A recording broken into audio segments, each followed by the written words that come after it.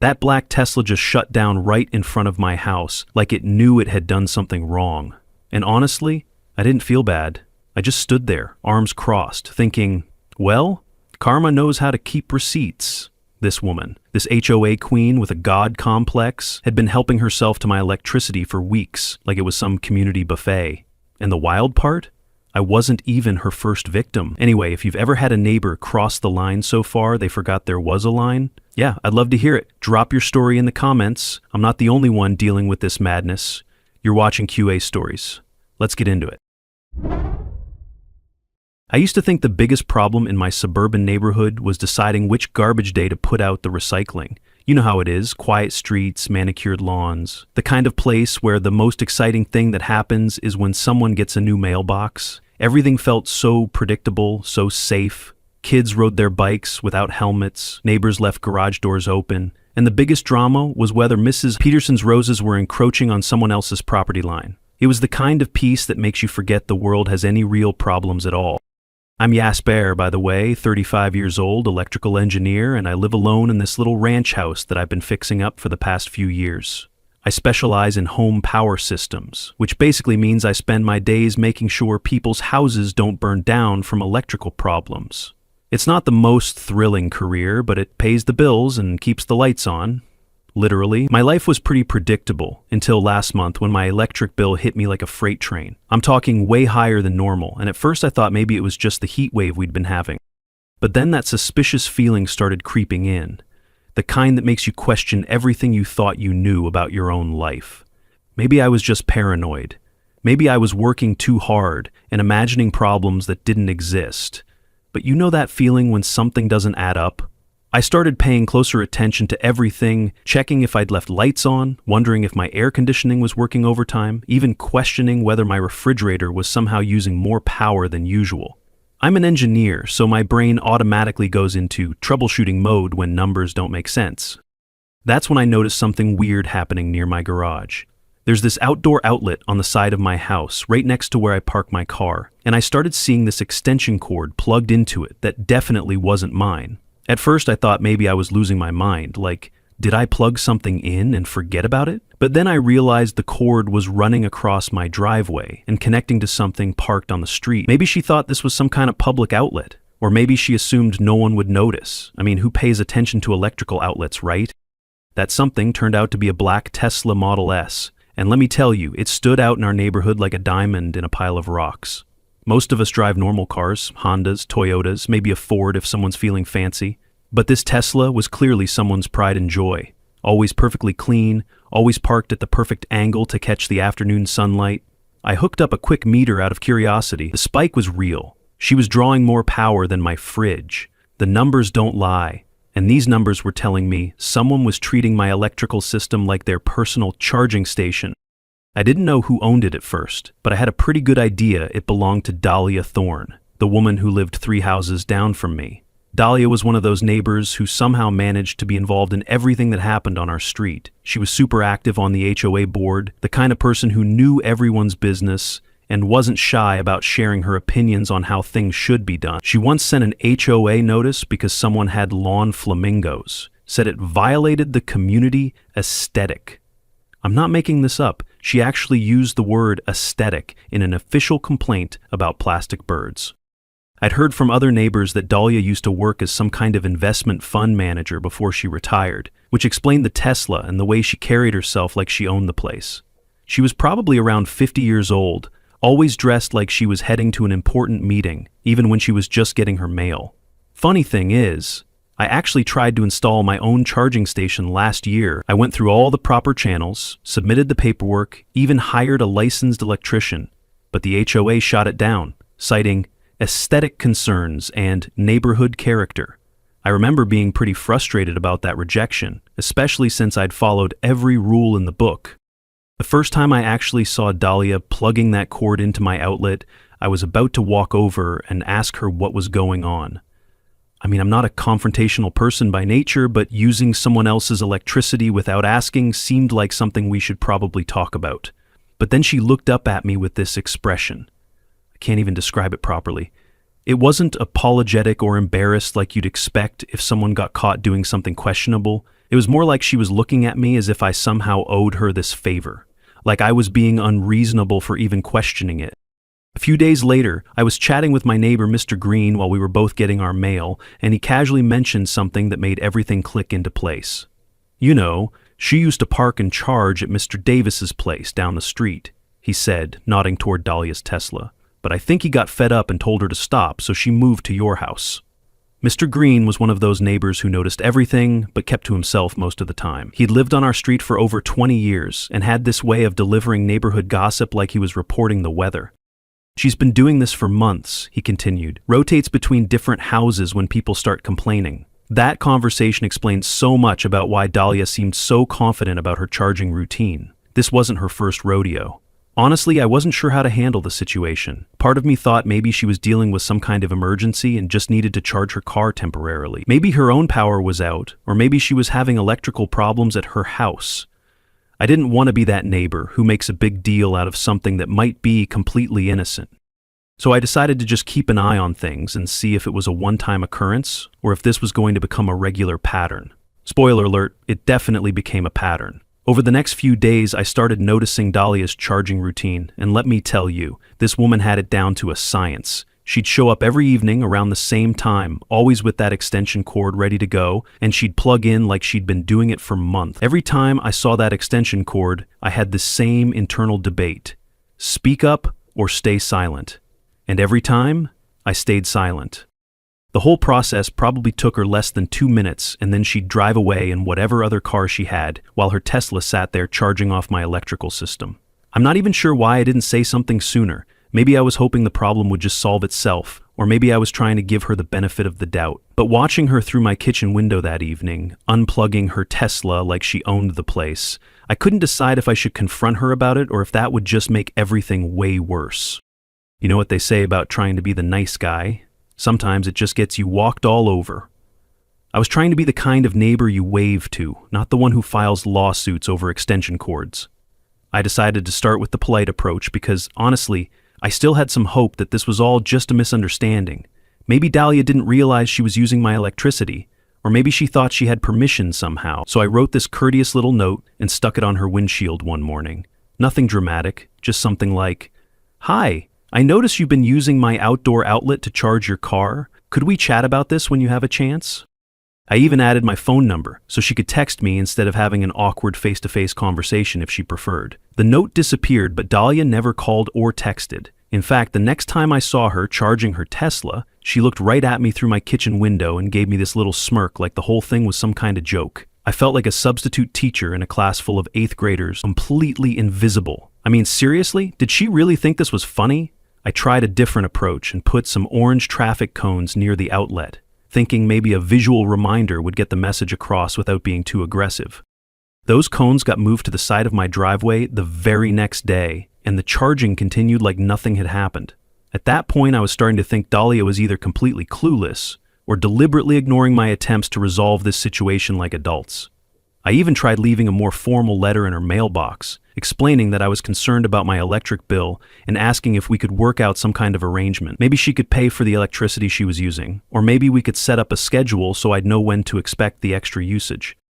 I thought this was a pretty reasonable compromise. I wasn't trying to be difficult, just trying to find a solution that worked for everyone. But that letter disappeared too, and nothing changed. If anything, Dahlia seemed to be charging her Tesla more frequently, like she was making a point about how little my concerns mattered to her. Feeling frustrated, and honestly a little bit defeated, I called up my old college buddy Liam to vent about the whole thing. Liam works in cybersecurity these days, but he's always been one of those guys who tinkers with electronics as a hobby. I figured he might have some insight into how electric car charging works, or maybe he'd just listen to me complain without judging me for not handling this better. "Dude," he said after I explained the situation, "you need to be careful with people who mess around with electric car charging. There's all this sketchy equipment out there that can cause serious problems." He started telling me about these illegal charge-boosting devices that some people use to try to make their cars charge faster, and apparently they can cause all kinds of electrical safety issues. Back in college, Liam once blew out a dorm's breaker box, experimenting with an untested voltage mod. I remembered his words, "If it hums when it shouldn't, walk away." That conversation got me thinking, what if Dahlia wasn't just stealing my electricity, What if she was using some kind of equipment that could actually damage my home's electrical system?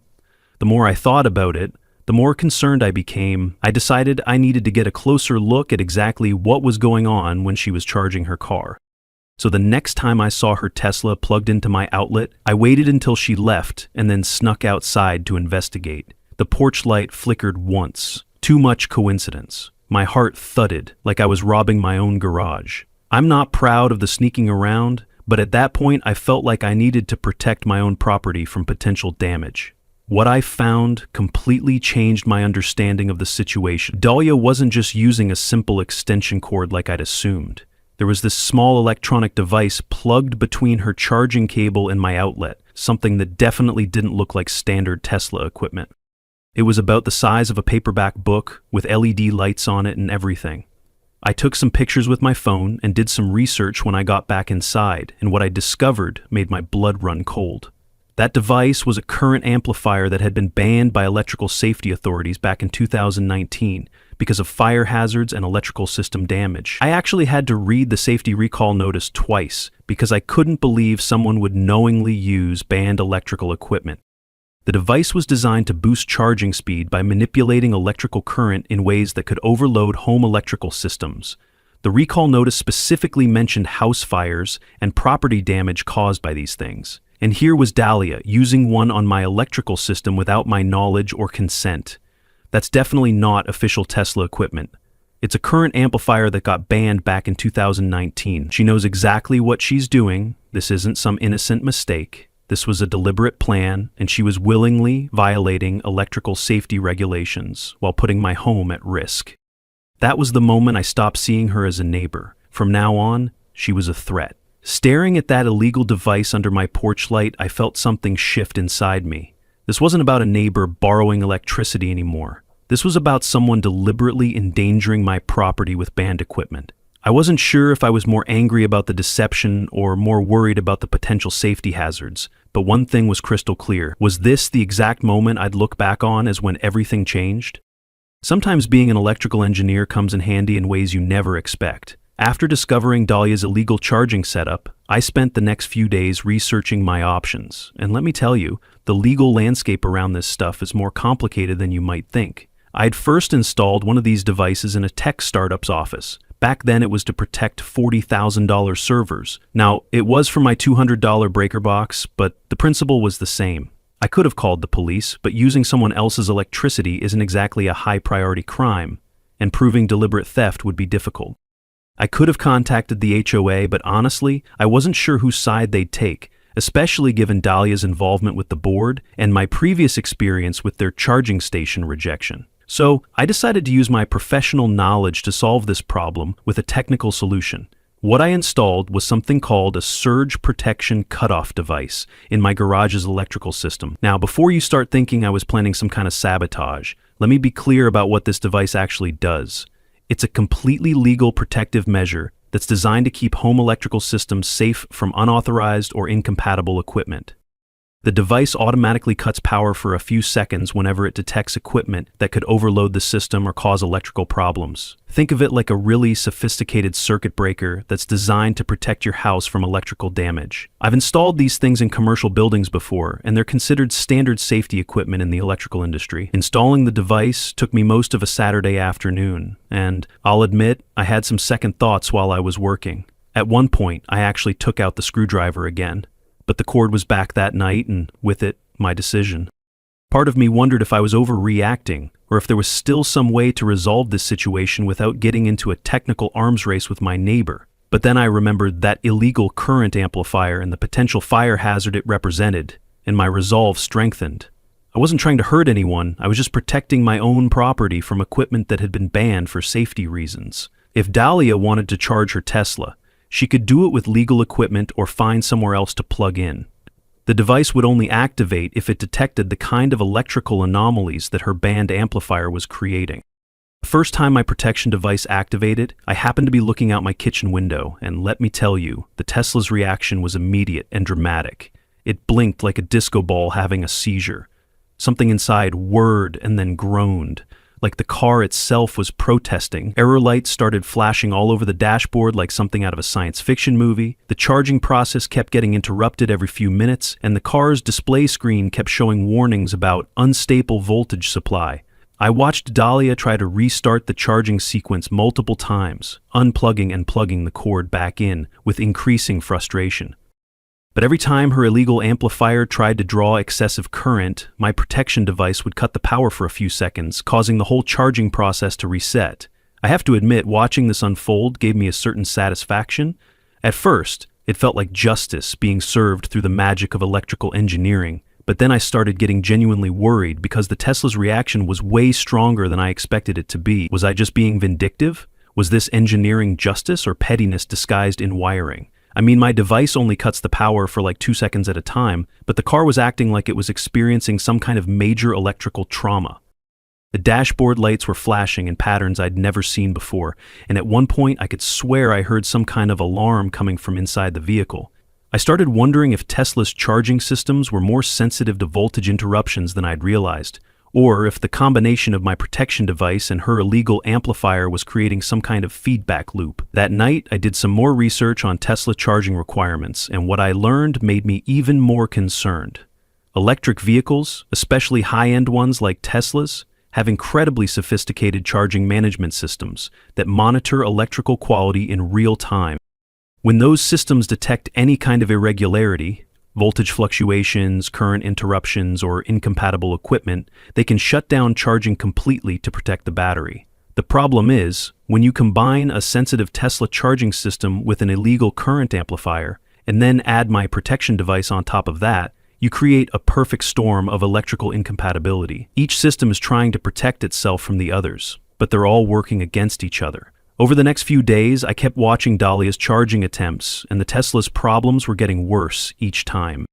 The error messages were staying on longer, the charging interruptions were becoming more frequent, and sometimes the car wouldn't start the charging sequence at all. I could see Dahlia getting more and more frustrated, walking around her car and checking connections like she was trying to diagnose a complex technical problem. But here's the thing. She never once considered that maybe her illegal current amplifier was part of the issue. She just kept trying the same approach over and over, expecting different results. I'd lit the fuse. Now, I just had to wait for the bang. Watching her Tesla's error lights blinking through my curtains that night, I started wondering if I'd just solved my problem, or if I'd actually created a much bigger one.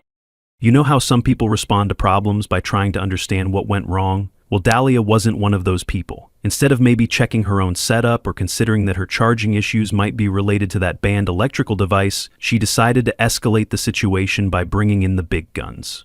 The HOA.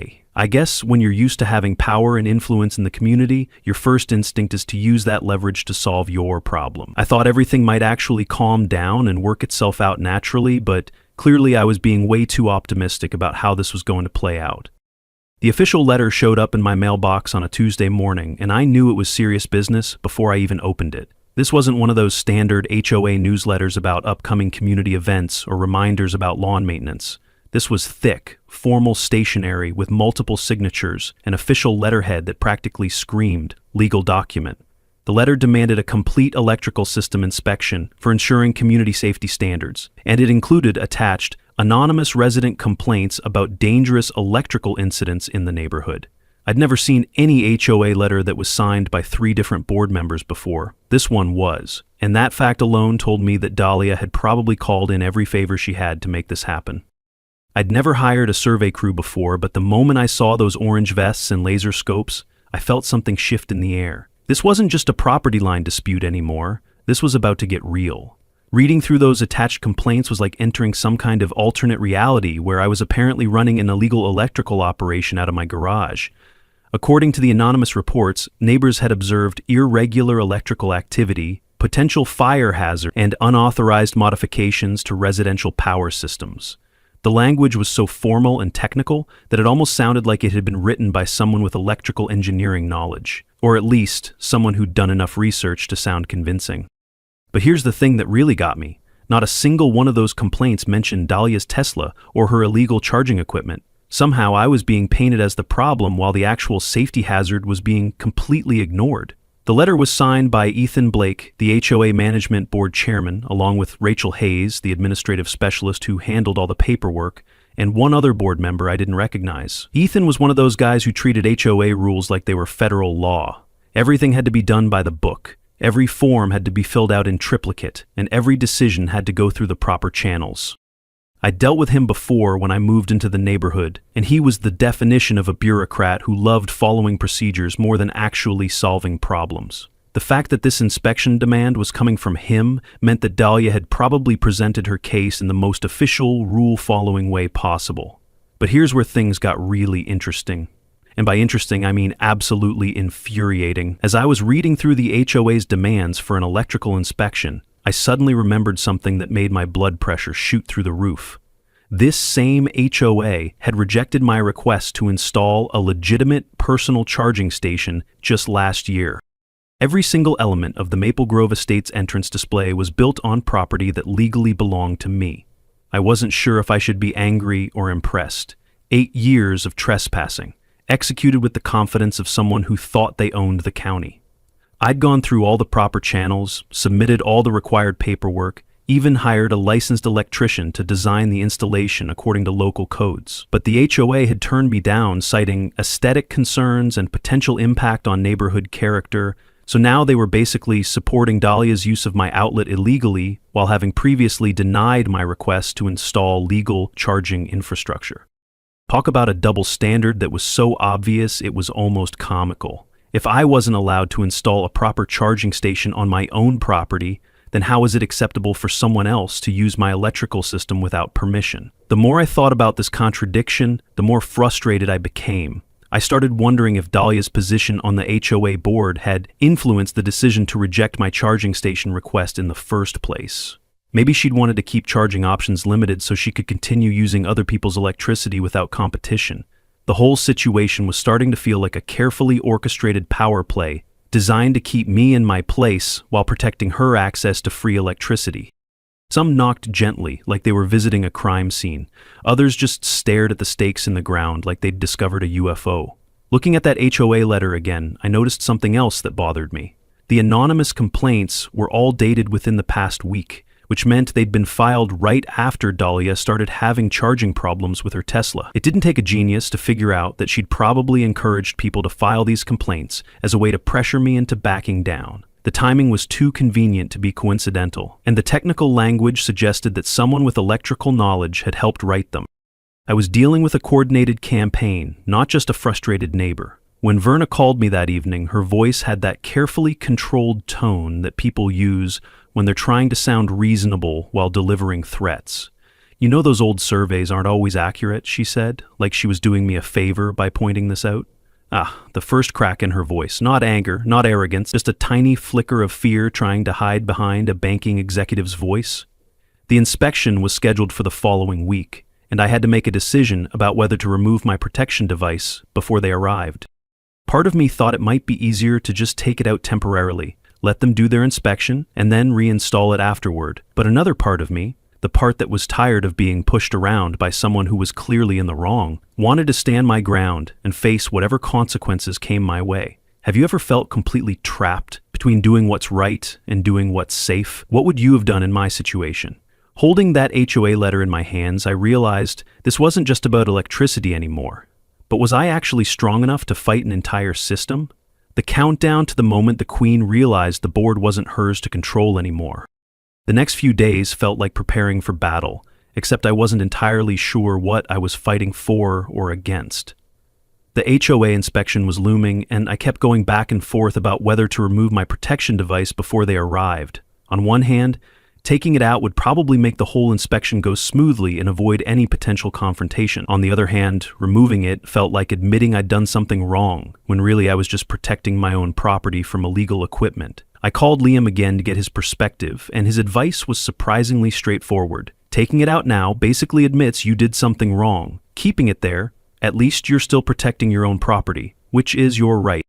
That conversation helped clarify my thinking, but it didn't make me feel any less nervous about the whole situation. You know, I've dealt with situations like this with friends before, and people always ask me if I was scared during conflicts like this. It wasn't revenge. At least that's what I told myself. But maybe, just maybe, I wanted to see her squirm like she made others do.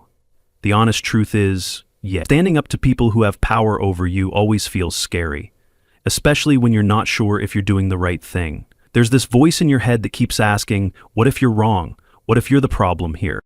But sometimes you reach a point where backing down feels worse than facing whatever consequences might come your way. I'd reached that point with Dahlia and her illegal charging setup. I decided to keep the protection device installed and just face the inspection honestly and directly. If they asked me about it, I'd explain exactly what it was and why I'd installed it. If they wanted to see documentation, I had all the technical specifications and safety certifications. And if they tried to claim it was somehow dangerous or inappropriate, I was prepared to point out that it was far safer than the illegal current amplifier that had started this whole mess. I spent some time organizing all my paperwork and researching HOA regulations about electrical modifications, just in case I needed to defend my position with legal citations and technical documentation. Part lawyer, part confession, part flamethrower. But I also started thinking about the bigger picture of what was happening in my neighborhood. This wasn't just about one person stealing electricity. It was about power dynamics and who gets to make the rules. Dahlia felt entitled to use my resources because of her position in the community, and the HOA was backing her up because she had influence they wanted to protect. Meanwhile, I was supposed to just accept this arrangement because confronting it would be disruptive to neighborhood harmony? The more I thought about it, the more I realized that this situation was a perfect example of how systems protect people who know how to work them, while everyone else has to follow the rules. She set the rules. I just decided to play her game better than she ever could. But Dahlia wasn't done making her point. The day before the inspection was scheduled, she deliberately showed up when she saw me outside checking my mail. I was just minding my own business, sorting through the usual collection of bills and advertisements, when I heard her voice behind me. Your outlet charges really well. My Tesla absolutely loves it. The tone of her voice was so mocking and dismissive that I actually turned around to make sure I'd heard her correctly. She was standing there with this smug smile, like she was daring me to say something back. This wasn't just her being provocative. It was basically a declaration of ownership, like my home's electrical outlet had somehow become her shared community property. I wish I could tell you I came up with some brilliant comeback that put her in her place, but honestly, I was so shocked by her audacity that I just stood there staring at her for a few seconds. I mean, here was someone who'd been stealing my electricity with illegal equipment for months, and she was acting like I should be grateful for the privilege. I'm not sure what you mean, I finally managed to say, which probably wasn't my most articulate moment. She just laughed and walked away, leaving me standing there feeling like I'd been completely outmaneuvered by someone who had absolutely no shame about what she was doing. By midnight, I'd answered the same question 10 different ways. Each time, I could hear the disbelief crackling through the phone. She's been building on your land for 8 years? That interaction made me realize something important about Dahlia's mindset. She wasn't just confident that she could get away with this behavior. She was completely dismissive of the possibility that there might be consequences. Her HOA connections had probably made her feel untouchable, and my previous attempts at polite resolution had probably convinced her that I was too passive to fight back effectively. But what she didn't understand was that every engineer has a breaking point, and she'd just found mine. She went from righteous fury to pleading grandmother in under a minute. If it hadn't been my land on the line, I might have admired the performance. You know that moment when someone pushes you way too far? Do you back down to keep the peace, or do you double down and fight back? Her smug smile as she walked away made me realize something important. Tomorrow wouldn't just be a routine inspection. It was going to be a total reckoning. I was going to finish it in a way she'd never forget. Because the worst kind of fear isn't losing a house. It's realizing the person you underestimated now holds the deed to your downfall. The morning of the inspection arrived with one of those perfect suburban days that makes you appreciate living in a quiet neighborhood. Clear skies, gentle breeze, the kind of weather that usually puts everyone in a good mood. But I had this nervous energy that made it impossible to enjoy the peaceful setting. Was I about to be fined? Sued? Evicted? I had 3 folders of documentation and no idea if any of it mattered. The worst part wasn't knowing what they'd find, it was not knowing what Dahlia had already told them to expect. For all I knew, she'd painted me as some kind of electrical terrorist operating out of my garage. Ethan Blake showed up right on time, with Rachel Hayes and some guy I didn't recognize, who was apparently their official electrical inspection technician. Ethan walked up like he was preparing to audit the Pentagon. clipboard in hand, tie too tight, and that HOA smile that never reached his eyes. They spent about an hour going through my entire home electrical system with the kind of thoroughness that would make a government auditor proud, checking outlets, looking at my circuit breaker panel, even testing voltage levels in different rooms. I have to give them credit for being professional about the whole thing. They asked questions about my electrical setup, wanted to see documentation for any modifications I'd made, and generally conducted themselves like people who actually knew what they were doing.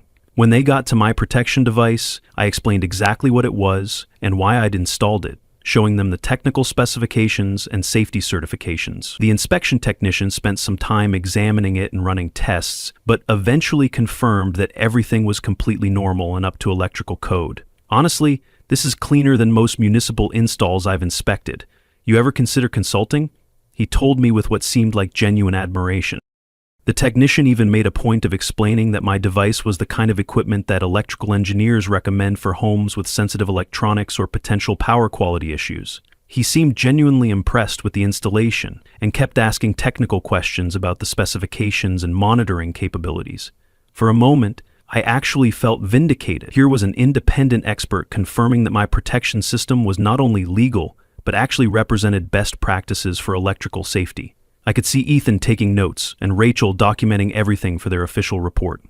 Just as the inspection team was finishing up their paperwork, Dahlia arrived on the scene with perfect timing, almost like she'd been watching from her house and waiting for the right moment to make her entrance. She looked like a CEO giving a product demo, except the product was theft. She was driving her usual car, not the Tesla, but she had that confident expression that suggested she was expecting this inspection to somehow vindicate her position. I watched her approach the group with a kind of purposeful stride that indicated she had something important to contribute to the proceedings. "I'm so glad you're finally looking into this," she told Ethan with just the right amount of concerned neighbor energy.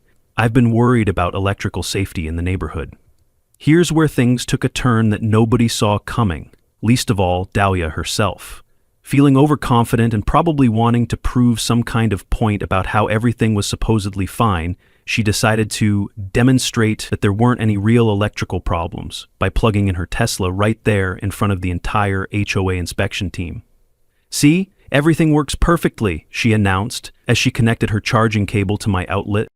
I'm standing there on my front porch, not saying anything, just watching this whole scene unfold like some kind of slow-motion disaster movie. Part of me wanted to warn her that this might not go as planned, but honestly I was curious to see what would happen. But there was one crucial detail that Dahlia didn't know, something that would turn her demonstration into a complete catastrophe. She'd gotten her charging port replaced a few days earlier by some independent technician, not an official Tesla service center, but one of those aftermarket repair shops that advertise cheaper alternatives to dealer service. This new aftermarket charging port wasn't designed to work with her illegal current amplifier, and when the Tesla started its charging sequence, there was an immediate electrical conflict that was visible to everyone watching. The car made a sharp clicking noise. Dashboard blinked red-blue while like emergency strobes. Then all went dark. A hiss escaped from the hood like it was exhaling its last breath. Someone gasped. Someone else filmed. And someone, I think Mr. Green, muttered, "Oh, she cooked it." Everyone just stood there in total silence, watching this expensive piece of technology have what can only be described as an electrical nervous breakdown right before our eyes. The Tesla's charging system, already stressed from weeks of voltage interruptions caused by my protection device interacting with her illegal amplifier, finally encountered incompatibility it couldn't handle. The aftermarket charging port sent signals that conflicted with the current amplifier, which sent conflicting signals to my protection device, creating a feedback loop that overloaded the car's entire electrical management system. The HOA inspection technician immediately started taking readings with his equipment, and I could see the concern on his face as he looked at the measurements. "This is definitely not normal," he told Ethan. "There's some kind of incompatible equipment in the charging setup that's causing electrical conflicts." He started tracing the connections and quickly discovered Dahlia's illegal current amplifier. "This device has been banned for safety reasons," he explained to the group. "It's designed to manipulate electrical current in ways that can overload home systems and damage vehicle electronics." Her hands hovered in midair like she wanted to say something, but couldn't form the words. She looked smaller than I'd ever seen her. Ethan was furiously scribbling notes, and I heard him mutter under his breath, "We'll need to update policy immediately." I'm standing frozen on my front porch.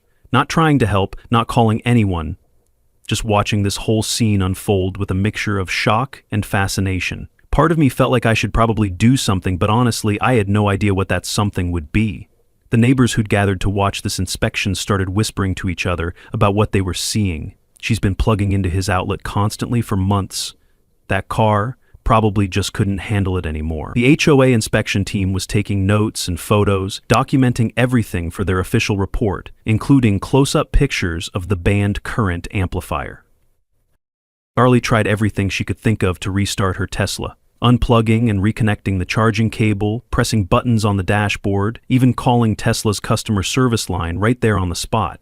But that car was completely dead, refusing to respond to any input whatsoever. The smoke had stopped, but the dashboard remained black and lifeless, like someone had just turned off a giant electronic device and couldn't figure out how to turn it back on. The inspection technician confirmed that the electrical failure was caused by the interaction between the illegal current amplifier, the aftermarket charging port, and the natural response of my protection system. As the tow truck pulled away with Dahlia's completely dead Tesla, I felt something I totally didn't expect. It wasn't gloating, it wasn't joy, it was relief, maybe? But heavy, like I'd won a war that didn't need to be fought in the first place. It wasn't victory, it was something else entirely. The Tesla was completely fried beyond any hope of repair. I found out later that the repair estimate came back at $18,000, which was basically more than the car was worth, since it was already a few years old with decent mileage. Dahlia tried absolutely everything to avoid taking responsibility for what had happened. She hired lawyers, brought in independent electrical experts, even threatened to sue both me and the HOA for what she claimed was some kind of conspiracy to damage her property. Getting sued by the woman who stole my power felt like being mugged, then blamed for the bruises. But every single expert who examined the evidence reached the exact same conclusion. The electrical failure was caused by an incompatible aftermarket charging modification that conflicted with an illegal current amplifier. The combination of these unauthorized modifications had created a cascade failure that destroyed the car's electrical management system. Her insurance company took one look at the case and completely refused to cover any of it, citing unauthorized vehicle modifications that void the warranty. Apparently, using banned electrical equipment and non-certified aftermarket parts creates exactly the kind of liability exclusions that insurance companies love to enforce. The insurance adjuster's report was particularly damning, noting that the illegal current amplifier had been specifically recalled for causing the exact type of electrical damage that had occurred. Dahlia ended up having to sell the dead Tesla for scrap parts and use that money toward buying a used Honda Civic with high mileage and a few dents. The neighborhood status symbol that had once announced her success and sophistication got replaced by an economy car that basically screamed financial desperation to anyone who knew the backstory. The HOA, clearly embarrassed by this whole incident and probably worried about potential liability issues, quietly revised all their electrical usage policies to be more specific about unauthorized equipment and power sharing between properties. Suddenly, charging stations were fashionable. 3 got approved in 1 week. Guess it takes a flaming Tesla to light a fire under bureaucracy. They also gave Dahlia a private warning about any future violations, though I suspect that was more for show than anything else since her Tesla charging days were obviously over. Most importantly for me, they suddenly approved charging station requests from 3 different residents, including mine, which they'd rejected the year before. Funny how a public electrical disaster can change bureaucratic minds about infrastructure improvements. The new policy specifically prohibited the use of banned electrical devices and required proper documentation for any charging equipment installation. For several weeks after the incident, Dahlia completely avoided any eye contact with anyone in the neighborhood. Gone were the silk scarves and heels. Now it was oversized sunglasses and hurried steps, like she was hoping the pavement would swallow her whole. I'd see her hurrying to her Honda with her head down, which was the complete opposite of the commanding presence she'd had when she was driving around in that Tesla. The local gossip network, which had always treated her like some kind of neighborhood celebrity because of her HOA position and expensive car, became absolutely merciless in their analysis of what had happened. Her property values, social standing, and HOA influence, basically everything she'd built her entire identity around, had crumbled, along with that Tesla's electrical system. I heard through the grapevine that she'd quietly resigned from most of her HOA board positions, citing personal reasons and time constraints. The financial impact went beyond just the car replacement. Dahlia had to hire multiple lawyers and electrical consultants to defend against potential liability claims, since the illegal current amplifier could have potentially caused damage to other homes on our electrical grid. The legal fees alone probably cost her several $1,000s, and all for nothing, since every expert reached the same conclusion about her equipment being the cause of the failure. I actually felt a little bit sorry for her at this point. She'd made some bad decisions, but the consequences seemed disproportionately harsh. However, what happened next completely changed my perspective on the whole situation. But here's where the story takes a turn that I honestly didn't see coming, and I'm still not sure if I completely understand it even now. About 2 months after the Tesla incident, on a quiet Sunday morning while I was watering my front garden, I heard footsteps on my walkway. I looked up to see Dahlia approaching my house, carrying a plate covered with aluminum foil. Her hands were visibly shaking, and she had this expression I'd never seen before. Not the confident authority figure, not the smug neighbor who thought she owned the place, but just a regular person who looked genuinely nervous about what she was about to say. "Jasper," she said, and her voice was barely louder than a whisper. "I baked these cookies for you. They're apple cinnamon." Part of me wondered if the cookies were poisoned, or worse, store-bought. I looked at her face really carefully, trying to figure out if this was some kind of setup or manipulation, but all the arrogance was completely gone. The entitlement had totally vanished. What was left was just a woman who'd learned a very expensive life lesson and was trying to figure out how to move forward from it. "I keep thinking about what you wrote in that note you left," she continued, "about asking permission first, about showing respect. I never really understood what that actually meant until..." She made a gesture toward her beat-up Honda parked in her driveway. I took the plate from her, and the cookies were still warm from the oven. "You know," I said carefully, "if you'd just asked me from the very beginning, I probably would have said yes. For emergencies, anyway." She nodded, and I could see tears starting to form in her eyes. "I thought being feared meant I was respected. You proved me wrong. I thought I was entitled to it. The HOA position, the Tesla, the way people looked at me when I drove by. I thought all of that meant I could just take whatever I needed. And now what do you think?" I asked her. Now I understand the difference between earning respect and just demanding it. That conversation lasted for almost an hour, and by the end of it, I realized that the Tesla incident had forced Dahlia to confront some fundamental assumptions about how the world worked. Over the following months, Dahlia transformed completely as a person, and I mean that in the most literal way possible. She resigned from most of her HOA board positions and instead focused on actual community service projects that helped people rather than controlling them. She started organizing neighborhood cleanup days, helped elderly residents with yard work, and became genuinely helpful rather than demanding and entitled. The Honda Civic actually became a symbol of humility rather than failure, and kids in the neighborhood would wave when she drove by, which was something that never happened when she had the intimidating Tesla. She even started a small garden in her front yard and would share vegetables with neighbors, including me. One evening, about 6 months later, Dahlia knocked on my front door again. But this time, she wasn't carrying cookies. She was holding jumper cables. "My car battery died in my driveway," she said, with a genuinely self-deprecating smile. "I was wondering if you could help me jump-start it." I grabbed my car keys without hesitation. "Of course, that's what good neighbors do for each other." As we connected the jumper cables, she said quietly, "It's funny how asking for help is actually so much easier than just taking it. And a lot cheaper, too," I replied, thinking about her $18,000 lesson. She actually laughed, genuinely laughed, for the first time since I'd known her. Way cheaper.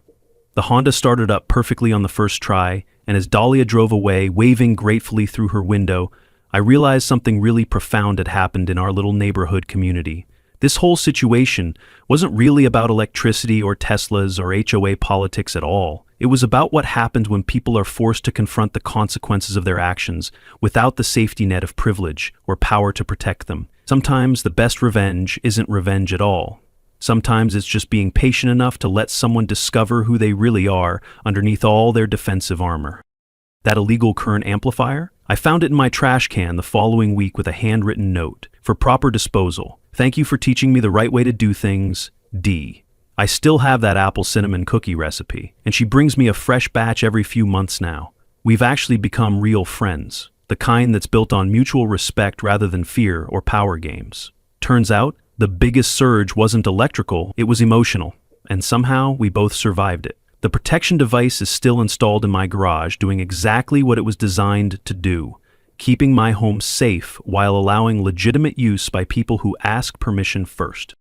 And my legitimate charging station finally got approved and installed last month, with Dahlia actually voting in favor of the proposal. Sometimes justice doesn't need to be served by anyone. Sometimes it just needs to be patient enough to let people serve themselves. The outlet's still there, but now it only powers things people ask permission to use. Imagine that. Funny how something as boring as an outdoor outlet turned into a neighborhood reckoning. I didn't plan on it. I wasn't out for revenge, but when someone keeps pushing, acting like the rules don't apply to them, well, eventually something snaps. Not violently, but surgically. I just happen to have the right tools. Ever dealt with a neighbor like that? Someone who took without asking and thought they were untouchable? If so, drop your story in the comments. I'm betting I'm not alone. Welcome to 10 Ken. Let's get into it. That's a wrap from QA Stories, but don't go far. There's plenty more drama, twists, and unbelievable stories waiting for you on our channel.